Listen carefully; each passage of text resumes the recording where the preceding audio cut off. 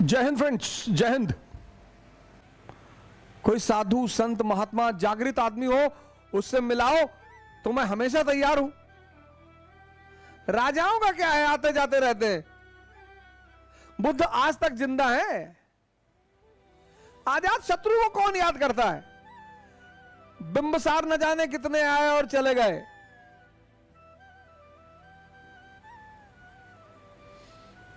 अशोक ने धम्म की नीति का प्रतिपादन किया, कुछ विलक्षण काम किए, तो इतिहास में उसे आज तक याद रखा जाता है।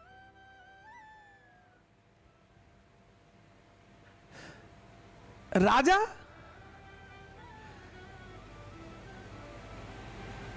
राजा पोरस की तरह होना चाहिए।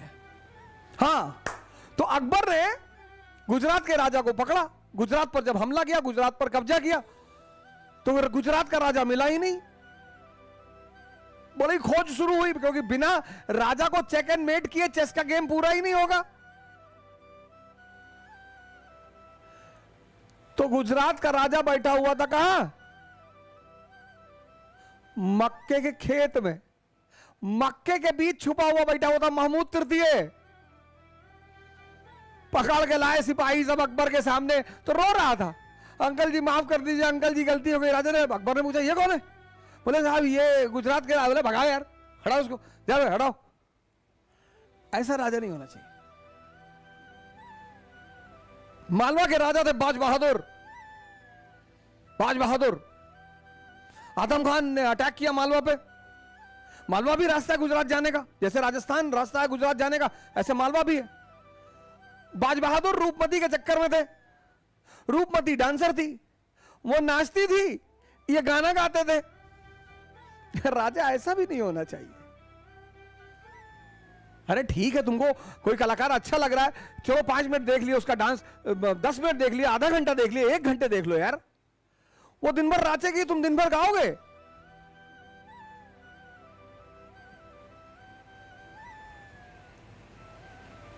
फिर राजपाट, वो वाजिद अली शाह, अवध का नवाब, वो 10 घंटे कथक की प्रैक्टिस करता था।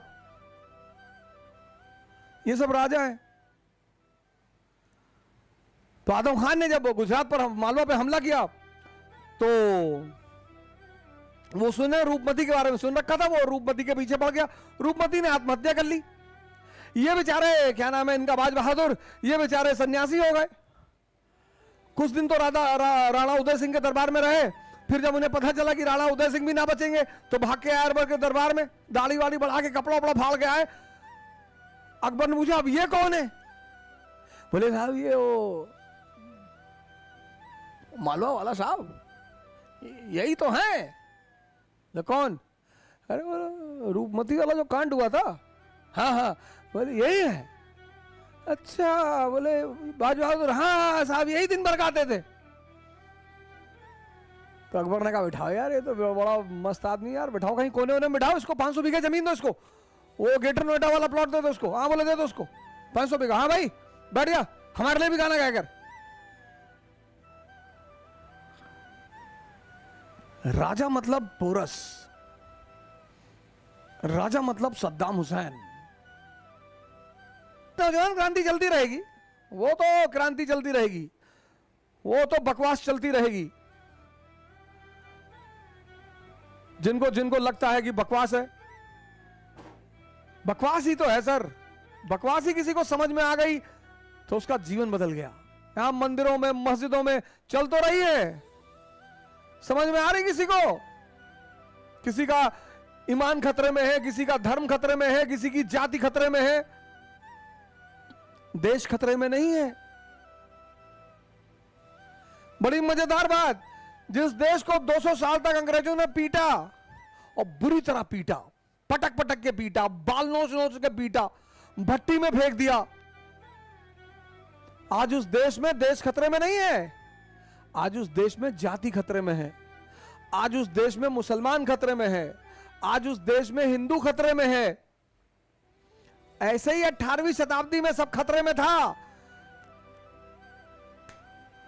अंग्रेजों ने कहा तुम लोग तो खतरे में हो यार, हम राजा बनेंगे और सबको बचाएंगे।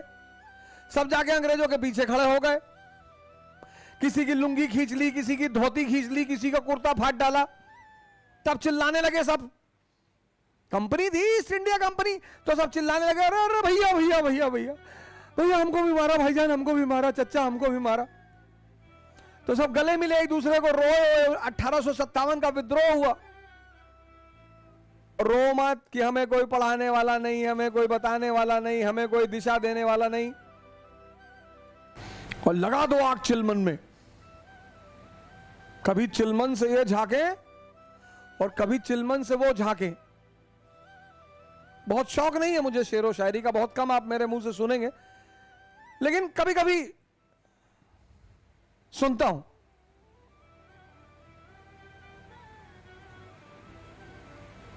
तो कभी चिलमन से ये झांके, कभी चिलमन से वो झांके।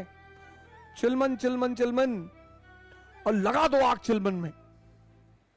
न ये झांके न वो झांके। जय हिंद।